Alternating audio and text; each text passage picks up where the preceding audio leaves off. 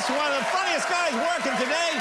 The third season of his Emmy-nominated show, Louis, starts Thursday night at 10:30 on FX. Boy, a funny, funny show that is. He just announced his new stand-up tour. For details, go to his website, louisck.net. Please welcome Louis C.K.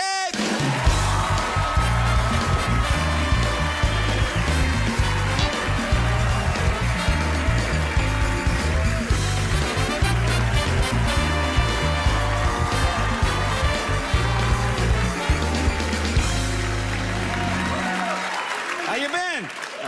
I'm okay. How are you? I'm all right. I'm fine. I'm fine. Everything is good? Yeah, I'm pretty happy to be me, you know? Yeah? I am. Well, sometimes, yeah, I used to wish I was a black guy. You used to wish you were a black guy. Now, Yeah. why that? Because they're cool, man. Yeah. Black guys, hey, you know, they're cool. Yeah. I did. I used to want to be a black guy. Yeah. Not anymore. But, sometimes I wish I was gay. Gay? Yeah. Okay. They're having a good time, those guys. You know? I mean, I don't want to be gay.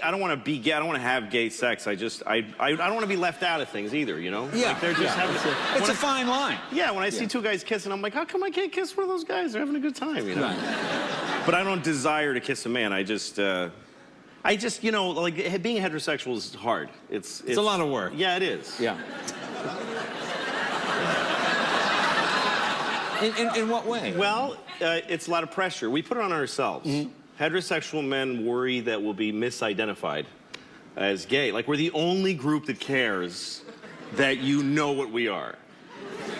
Like, there's no women that are scared somebody will think they're a lesbian. I never heard that. Right. And there's no gay guys that are like, they're gonna think I'm straight. Like, you never hear that. Right. But we worry about it. Yeah. And so it's limiting. Yeah. It's like there's things that we can't do that might be nice. All right, like?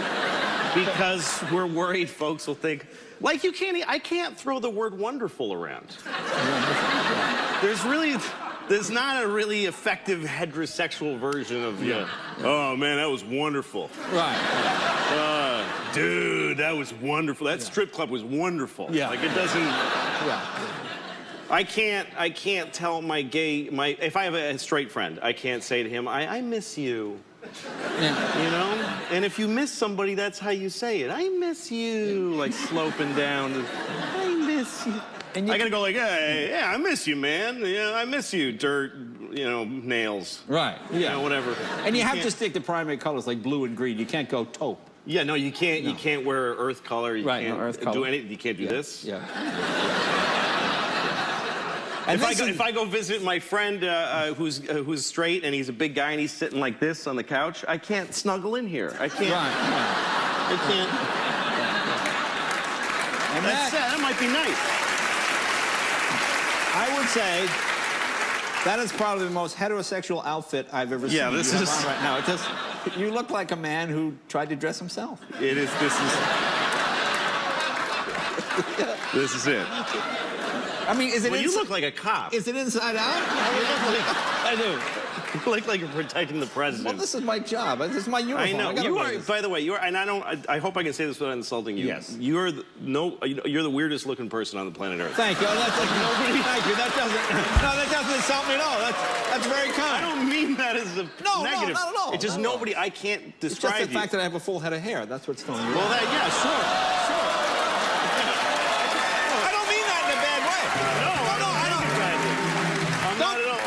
The wrong way. I'm not. It's just that I just don't have to cover my chin because I'm proud of it. Jay, but no, go. It's not. Jay. No, but go ahead. Jay, I'm sure if you weren't famous and you robbed a bank and the dude was describing you to like a police sketch artist, he'd be like, no, seriously, what did he look like? Nobody looks like this. Nobody looks like you. Really? I can't believe I'm looking at you all the time I'm looking at you. And if you robbed a bank, what? I'd keep the money and be happy. No, I'd say that. I'd be good at it. You just say, it's Mr. Potato Head. And they would go, oh. But enough about you and I. Yeah. How are your daughters? How are the two girls? My two girls are great. They're great. As long as I don't make a mistake, they'll be fine. You know what I mean? Like, the only thing I could do is screw them up. I don't think they're fine. Yeah. I love being with them. They like being with me. Yeah.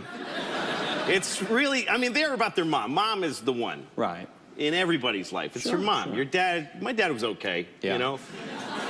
That's what people say. Dad, you know, the worst thing you could call somebody, is mother. That's the worst thing. Right? Yeah, right. That's appropriate, the response. Terrible thing. Another word for mother is dad. It's the same thing. They're synonyms. So, good night, everybody. See you next week. Good night. Thank you, everybody. We'll take a break. More with Luke.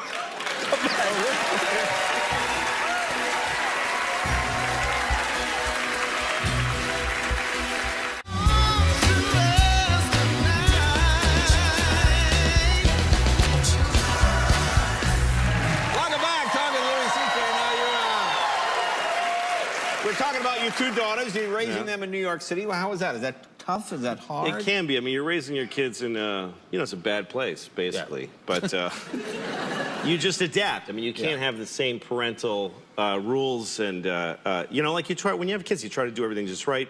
If I put my kids in a car for a trip, they got to have their seatbelts on. Right. And I make a big deal out, we're not moving until you put your seatbelts on, and that makes me feel like I'm taking care of them. If we get in a taxi in New York, I'm like, it's taxis are magic, nobody dies, just get in. Right. Just don't, it doesn't, I'm not reaching in the seat of a New York taxi into all this severed toes and Egyptian hepatitis to try to find a seatbelt. You got to put on your own mask before you help the other ones. Egyptian hepatitis. That's right. So my kids are just hurling through space on 6th Avenue, you know, being driven by the profit motive of a very tired man. Right. Sure. Who comes from a country where life is just dirt cheap. That's basically how I do it. Now, do the girls try to be funny because you're a comic? My youngest daughter, she tells jokes a lot. Oh. And I love her jokes. She invents them. She doesn't steal other people's stuff. Them, yeah. Yeah. Wow, okay. And her jokes are great because I don't know what's going to happen. Right. You know jokes after a while. Somebody starts a joke, you know what's going to happen. Right. But not hers. No? Here's a joke she told me the other day. She said, who told the gorilla that he couldn't go to the ballet? Right away, I love this. This is a great joke. I don't know this joke. I never heard it. I don't know. Who told the gorilla he couldn't go to the ballet? I said, who? And she said, just the people who are in charge of that decision. Yeah. That's an excellent... So your material is very similar. Yeah. Apparently it's hereditary, not necessarily connected. Right. Now you've been divorced for a while. Do you miss being married? No, I don't. I mean, I think. Well, I guess you wouldn't be divorced. No, I wouldn't be. But you know what I mean. No, I've been divorced to her for about 4 years now, and we get along better now. You know, my kid's mom is a great person, and we have a good relationship. And I look, I was raised. I love women. I was raised by a woman. I'm raising 2 women, and women are my whole life. I really love them a lot. No. I do. So you think women are better than men? Do you think? Well, no. I mean, I don't think women are better than men. Men are a lot worse than women, though. Right. Like, there's not even a comparison. Yeah. Like, some people try to say, no, women cause, no, nothing. Yeah. It doesn't even touch the mayhem of just male nonsense and violence. The worst thing you can say about a woman is that she's annoying to a guy. That's the worst thing. Sure. Men are so hard. Like a woman, you can say, like, my mom makes me feel stupid. Oh, really? My husband murdered me. Right. It's just a whole... Yeah, it's different. Yeah. So you know, that would be worse. Kim Kardashian's annoying. Really? Hitler killed everybody. Yeah. There's not... Yeah, that's an interesting... There's not... Even when you hear of a guy who's a great guy, he's an amazing guy. He's a big community activist. He's a good guy. And then it turns out he's been molesting kids for years. Right. Just years. Just tons. It's always tons of kids. Like, nobody gets found guilty of 1 count. Right. It's always like 50 or 100. He's just been doing it. Like, when did he have time to coach? Like, when did he have time to do his job? The most impressive thing is how good that offense was, considering how much time that dude spent. Wow. Think how good would Penn State be if that guy wasn't wasting his time But it went on for so long that nobody, by the time they caught him, he was done. He was like, I'm sick of it anyway. Like, he didn't even care. Well, Lewis, tell us about